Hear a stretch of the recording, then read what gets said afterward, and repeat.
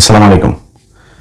গতকালকে খেলা ছিল, যে কারণে হেফাজতে ইসলামের আমিরকে নিয়ে করা সে পোস্টের কোনো জবাব দিতে পারিনি। তো মনে করছিলাম যে একটু খেলাধুলা দেখো, তারপরে একটু ঠান্ডা হয়, তারপরে এটার জবাব দিই। কিন্তু গত 2 দিনের পরিস্থিতি সেটা দাঁড়িয়েছে, মনে হচ্ছে যে গতকালকে খেলার আগে এটা জবাব দেওয়া উচিত ছিল। যদিও যে উত্তেজনা আপনারা দেখিয়েছেন, এত উত্তেজনা দেখানোর বোধহয় আমার সাথে অন্তত এত উত্তেজনা দেখানোর কেউ নাই। এই বাংলাদেশের কোনো গণমাধ্যম, কোনো সাংবাদিক, কারোর নাম যদি আপনাদের জন্য কিছু করে যদি কেউ থাকে, এটা সবার আগে এই অধমের নাম আসতে হবে। আমার ব্যাপারে কথাবার্তা বলতে গেলে খুব হুঁশ করে কথা বলা লাগবে। আপনারা যারা জনাব বাবুনগরী, ওনার মহিবুল্লাহ বাবুনগরীর পক্ষে যারা কথা বলেছেন, তারা বোধহয় সবাই হেফাজতের বা ইসলামী সংগঠনের লোক, তাদের খুব খারাপ লেগেছে। আপনাদের এত উত্তেজনা হইলে তো সমস্যা। আপনাদের উত্তেজনার ঠেলায় মাঝে মধ্যে আমরা নিউজ পেপারে খবর পাই মাদ্রাসার পোলাপানরা আপনারা ধরে বলাৎকার করেন। এগুলো আমাদের জন্য খুব কষ্টকর। আপনারা যখন এগুলো করেন না, আপনি শুধু আপনি না, আমি যদি কোনো একটা মানুষকে করি না, দেখি না যে দাড়ি টুপিওয়ালা একটা মানুষ এখানে রাস্তার মধ্যে একটা জিনিস ফেলে দিচ্ছে, বোরকা পরা একটা মানুষ, ভাই স্মার্ট হইতে হবে। আপনারা দেখে আরেকজন মানে বিধর্মী যে আছে তার আকৃষ্ট হইতে হবে যে না, ওর শরীরের মধ্যে এই পোশাক আছে, তার মানে মুসলিম, ও কোনো খারাপ কাজ করে না। কারণ আপনি পড়লেন বোরকা পরে পুত করে মারলেন, পানের চিপ করে রাস্তার মধ্যে, চায়ের কফি কাপটা আপনি ঢেলা মারা রাস্তায় ফেললেন, যেমনি ইচ্ছা দাড়ি টুপি নিয়ে, তারপরে একটা মায়ের মানুষের দেখছেন হা করে তাকায় আসেন, তো আসেন ওইখান থেকে আর চোখ সরে না। এগুলো যখন থেকে তখন খুব মেজাজ খারাপ হয়। আপনার ইসলাম পালন করার দরকার নেই। আপনি দাড়ি টুপি খুলে থাকবেন, যেমন যা কাম করেন, মানুষ বুঝবেন আপনি মুসলমান নাকি হিন্দু। এটা বেটার আমার কাছে। তো আপনাদের যখন কিনা এই যে বলৎকার করেন, তখন আপনাদের ইসলামের এত তেজ কই যায়? ওখানে গিয়ে আপনারা এটার ব্যবস্থা নিতে পারেন। একটা ব্যবস্থা নিয়েছেন আপনারা এক পর্যন্ত? একটা ব্যবস্থা যদি নিতেন, ইসলামী শরিয়া অনুযায়ী ব্যবস্থা নিয়ে আনেন একটা, দেখবেন আপনারা বাংলাদেশের আইনও কিছু বলবে না, মানুষও কিছু বলবে না, সারা পৃথিবীর ওরা তো আসলে ইসলাম পালন করে।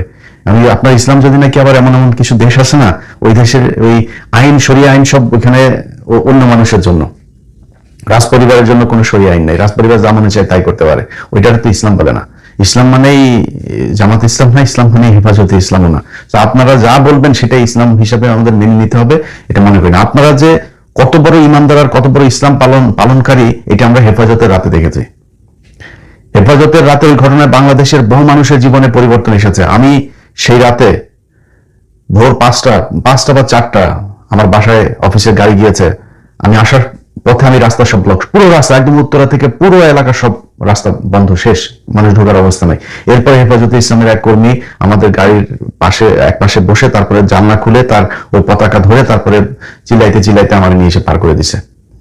সেদিন লাইভে ঢুকলাম, প্রথম লাইভ 7টায়। সেই লাইভে যাওয়ার পরে আমি তখন জুনিয়র একজন সাংবাদিক, আমার অফিসের চেয়ারম্যানকে আমি তার আগ পর্যন্ত কোনোদিন দেখিও নাই, ওনার সাথে সামনাসামনি কোনোদিন কথাও হয়নি। ওই দিন প্রথম আমাকে ফোন করলো। তো আমাদের অফিসের কর্পোরেট যে ফোন নাম্বার ছিল, সেটার ওনার নাম্বারটা আমার যতটুকু মনে আছে সবগুলো জিরোর পরে বোধহয় 1। তো আমি মানে এই নাম্বারটা একটা ভিআইপি নাম্বার মনে হতো, আমি ফোন ধরলাম, ধরার পরে স্যার বলতেছে যে ইলিয়াস, আমি তোমার চেয়ারম্যান স্যার। তো ওই দিন প্রথম ওনার সাথে আমার কথা হলো। আমার এখন স্পষ্ট মনে আছে উনি আমাকে কিছু কথা শিখিয়ে দিয়েছিল। ইলিয়াস, ওনা সরি দুঃখিত, এটা 9টার সময় ফোন দিয়েছেন। আমি 7টার লাইভে গিয়েছি, 7টার লাইভ দেখার পরে 9টায় উনি আমাকে 9টার আগে ফোন দিয়েছেন। ফোন দিয়ে তারপর বলছেন, ইলিয়াস তোমার লাইভ সুন্দর হয়েছে, তুমি এগুলো যখন বলবা তখন বলবা যে এখানে তৌহিদি জনতা, আল্লাহর রাস্তায় সবাই এসেছেন, আরো মানে বেশ কিছু সুন্দর সুন্দর কথা উনি আমার শিখাই দিলেন, এগুলো বলবা। ভাই 21 টিভির চেয়ারম্যান আব্দুল সালাম, উনি তো ভাই হেফাজতের লোক না, উনি জামাত ইসলামেরও লোক না, বাট উনার সাধারণ লাইনে পড়াশোনা করা একজন মানুষ, আধুনিক জীবনযাপন করা একজন মানুষের আপনাদের জন্য এত খারাপ লেগেছে, এত ভালোবাসা জেগেছিল, বাট আপনার ওইখান থেকে শত শত মানুষকে সেদিন হত্যা করা হলো। পরের দিনে আপনাদের হেফাজতের আমির যিনি ছিলেন ওই সময়, তিনার ছেলে সেদিন এই গণভবন থেকে হাসিনার কাছ থেকে টাকার বস্তা নিয়ে তারপর বের হয়েছে। এটার নাম ইসলাম না। এইসব বালছালের ধনফনের ইসলাম আমাদের শিখাইতে আসেন না।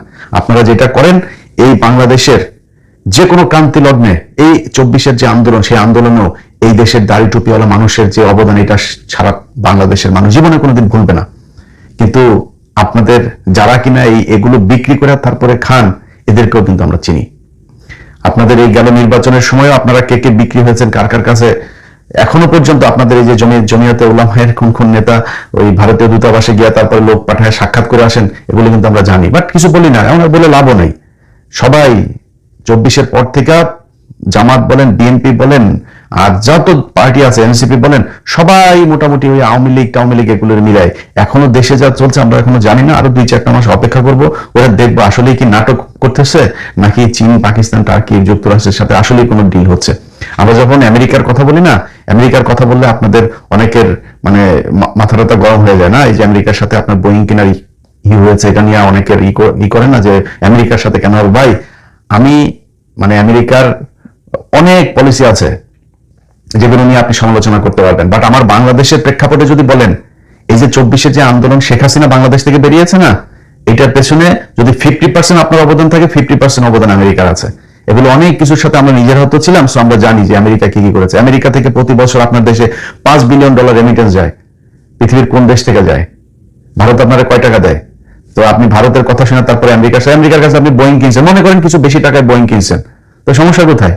আমেরিকার আপনার বোয়িং লাগবে না? লাগবে তো। মনে করেন ওই টাকাটা আমেরিকা আপনার কাছে নিচ্ছে, আর আপনি তো আমেরিকা থেকে প্রতি বছর ইনকাম করেন, আপনি আমেরিকার দিয়ে অনেক কিছু সুবিধা নিতে পারবেন, নেন সেটা। আমেরিকা যেদিন সরাসরি আপনার দেশের বিরুদ্ধে যায়, ওই দিন আমারও বললেন, আমিও আপনার সাথে সাথে কাজ করব। কিন্তু এখন আমরা কিছু বললে আবার আপনারা বলবো যে এই যে আমেরিকার দালাল টালাল। ভাই এই 2019 সাল থেকে শুরু হয়েছে আমার পেছনে এখানকার গোয়েন্দা তৎপরতা, এখনো পর্যন্ত চলছে। এই গেল এই 1 মাসের ভিতরে অনেক কিছু ঘটেছে। বাংলাদেশের বেশ কয়েকজন আলেমের ফোন আমি রিসিভ করি না, একজন সেনা কর্মকর্তার ফোন আমি রিসিভ করি না। আপনারা আমার ভিডিও দেখলে কাদের ফোন রিসিভ করি না আপনারা বুঝে নিন, আপনাদেরকে জানানোর মতো পরিস্থিতি আমার নাই। তাদের সাথে কথা বলা আমার একদম নিষেধ। এগুলো রিপোর্ট দিয়েছে কারা? আমার বিশ্বাস ডক্টর ইউনূসের কেউ এই রিপোর্ট দিয়েছে এখানে, নাইলে বাংলাদেশের গোয়েন্দা সংস্থা থেকে দিয়েছে, কোন নাই বিএনপির সরকারের কাছ থেকে দিয়েছে, কেউ একজন দিয়েছে।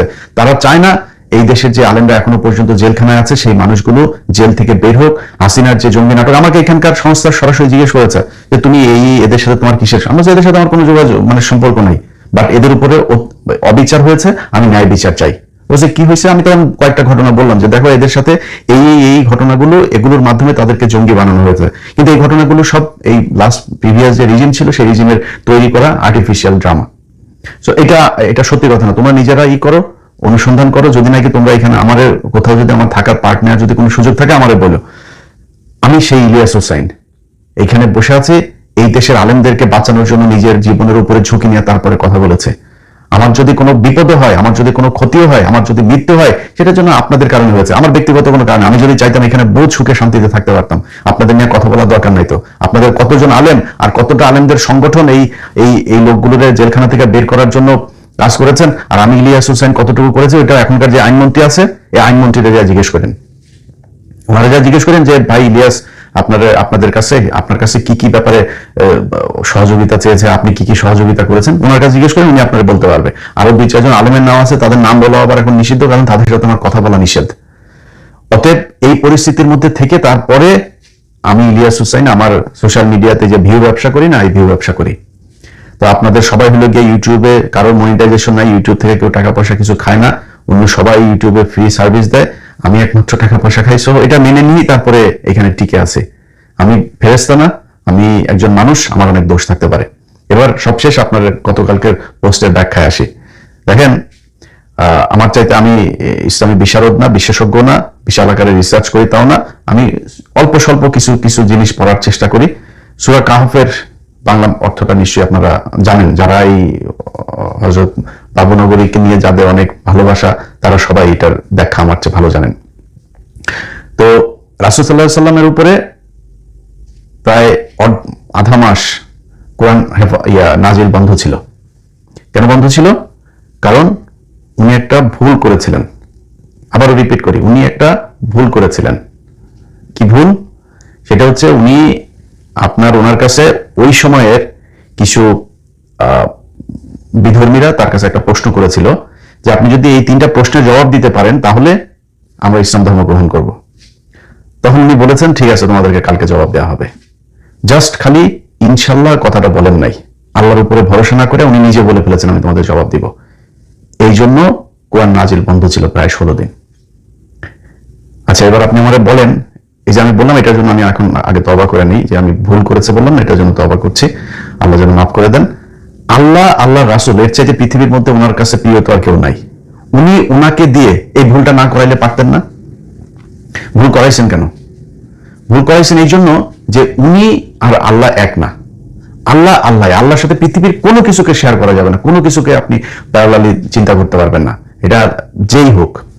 এই জন্যই আল্লাহ এই ভুলগুলো করিয়েছেন। মানে আপনি ভাই, আল্লাহ যদি চাইতে একটা পাতা নড়বে না, আল্লাহ কেন করেছেন ওনাকে দিয়ে? এইটা আপনাদের বোঝানোর জন্য। এই বিষয় নিয়ে কিন্তু ওই মওদুদী রহমতুল্লাহ আলাইহির এই ব্যাখ্যা নিয়ে কিন্তু কওমীদের সাথে দ্বন্দ্ব, যে উনি বলেছেন যে নবীদের অনেকের ভুল হইতে পারে, হ্যাঁ কিছু ভুল ছিল, এই যে কথাগুলোর ভিতরে কিছু ব্যাখ্যা আছেন, এটা নিয়ে কিন্তু যত দ্বন্দ্ব। ভাই আপনি কোরআনের আয়াত আপনি মানবেন না, আমার চেয়ে আপনি ভালো বোঝেন, আপনি এটা তো বুঝেন যে কেন এগুলো করা হয়েছে।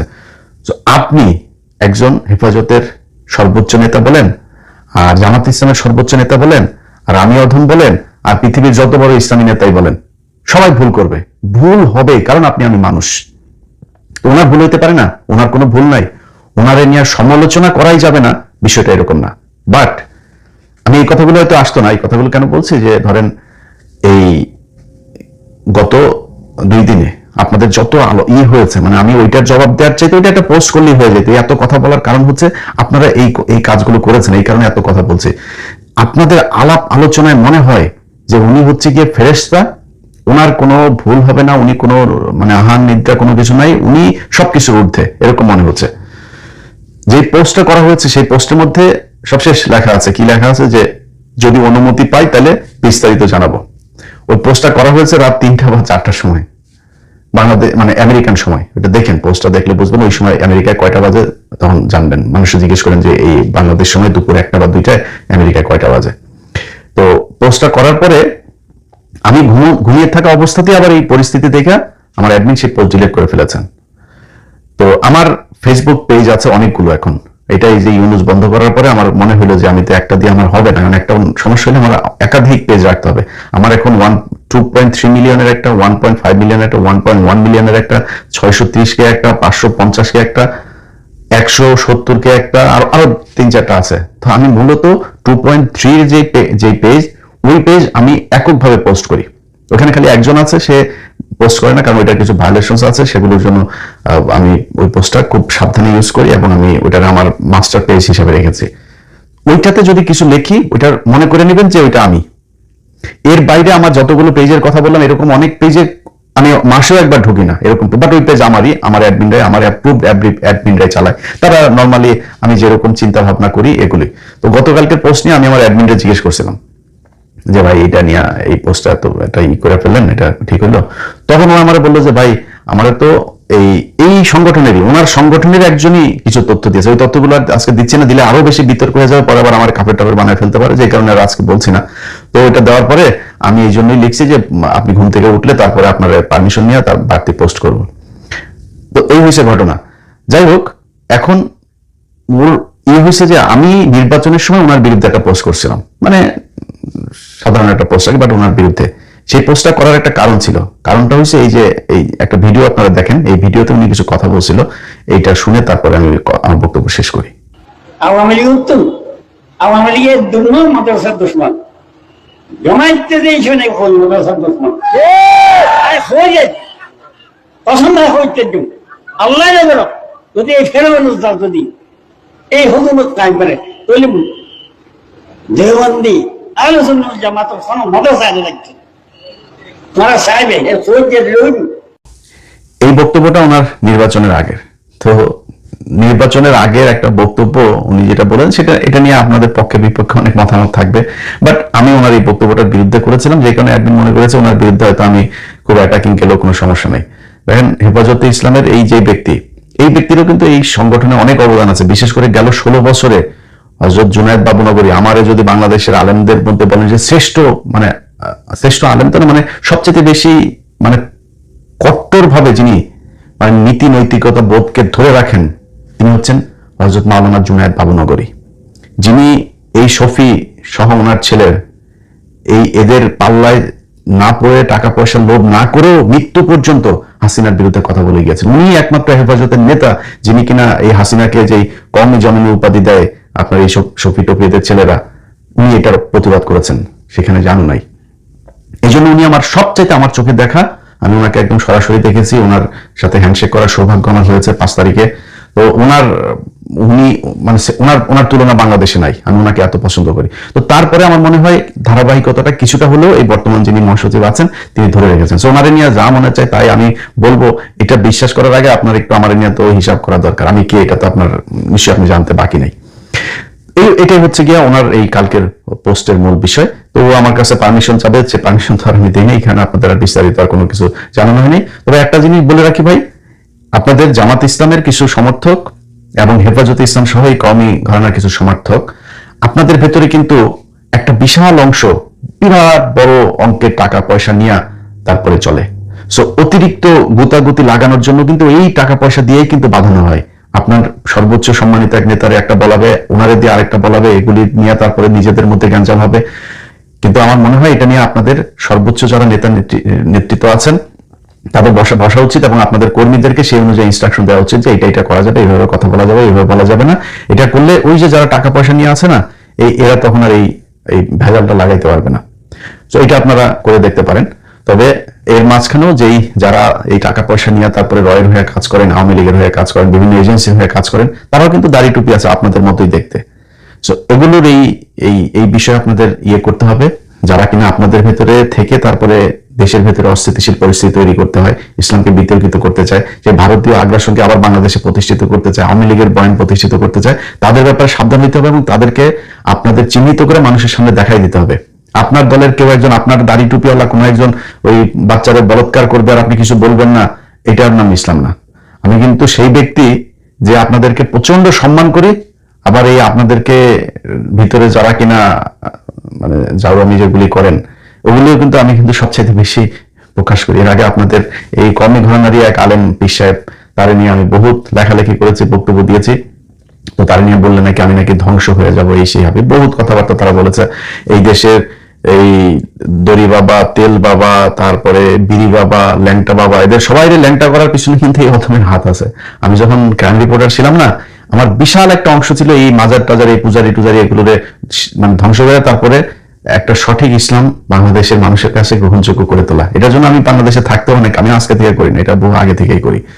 তো এই ল্যাংটা বাবাদের মতো বাবারাও কিন্তু এই দেশের ইসলাম, তারা আল্লাহর হচ্ছে কি বলে নবীর উত্তরসূরি, বুঝছেন? সো আপনাদের ভেতরে এরকম ল্যাংটা বাবার মতো ল্যাংটা বাবা কিন্তু আছে। আপনারা কাপড় পরেন, সুন্দর সুন্দর জামা কাপড় টাপড় পরেন, কিন্তু আপনারা ওই ল্যাংটা বাবার চাইতেও বদমাইশ ল্যাংটা। অতএব আমি আজকে যা যা বললাম আমার মনে হয় বুঝতে পেরেছেন।